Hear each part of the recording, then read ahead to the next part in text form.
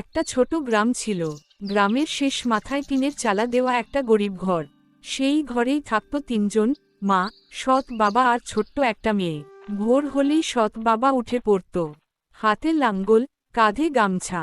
যাওয়ার সময় মেয়েটা দরজার কাছে এসে বলতো, বাবা, আজ তাড়াতাড়ি ফিরবে তো? লোকটা হেসে মাথায় হাত বুলিয়ে দিত। ফিরবো মা, তুই ভালো করে মায়ের কথা শুনিস। মা চুলোর পাশে বসে চিন্তায় থাকত। চাল কম, তেল প্রায় শেষ। তবু স্বামীকে কিছু বলতো না।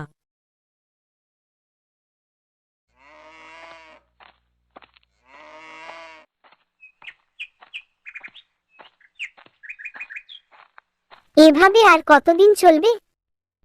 যতদিন শরীর চলবে ততদিন চলবে। মেয়েটাকে কষ্ট পেতে দেব না। গ্রামে অনেকেই কটু কথা বলতো। অন্যের মেয়ের জন্য এত খাটুনি, নিজের না হলে এত দরদ আসে। লোকটা কিছু বলতো না, শুধু মনে মনে বলতো, ও আমার মেয়ে। মেয়েটা এসব বুঝত। একদিন স্কুল থেকে ফিরে মায়ের কাছে এসে বলল, লোকে বলে বাবা নাকি আমার আসল বাবা না। মা চমকে তাকালো। তুই কি ভাবিস? মেয়েটা চোখ নামিয়ে বলল, যে বাবা আমাকে কোলে নেয়, মাথায় হাত রাখে, সেই তো আসল বাবা। একদিন গ্রামের এক ধনী লোক এল। সে বলল, মেয়েটাকে আমাদের বাড়িতে পাঠাও, ভালো স্কুলে পড়বে, ভালো থাকবে। ঠিক তখন মেয়েটা এগিয়ে এসে বলল। আমি কোথাও যাব না।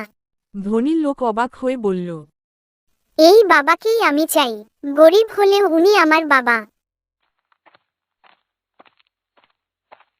সৎ বাবার চোখ ভিজে গেল। সেই নিচু গলায় বলল। আমি তোকে বড় কিছু দিতে পারবো না মা। মেয়েটা হেসে বলল, তুমি আছো, এটাই আমার সব। সময় চলে গেল। কষ্টের মধ্যেই মেয়েটা পড়াশোনা করল। একদিন সে সত্যিই মানুষ হল। সেদিন বাবার হাত ধরে বলল, আজ থেকে আর কাজ করতে হবে না বাবা। লোকটা মাথা নেড়ে বলল, তুই মানুষ হয়েছিস, এটাই আমার ভাগ্য। সেই গরিব ঘরেই জন্ম নিয়েছিল এক ভাগ্যবতী মেয়ে। কারণ তার কপালে লেখা ছিল, একজন সত্যিকারের বাবা।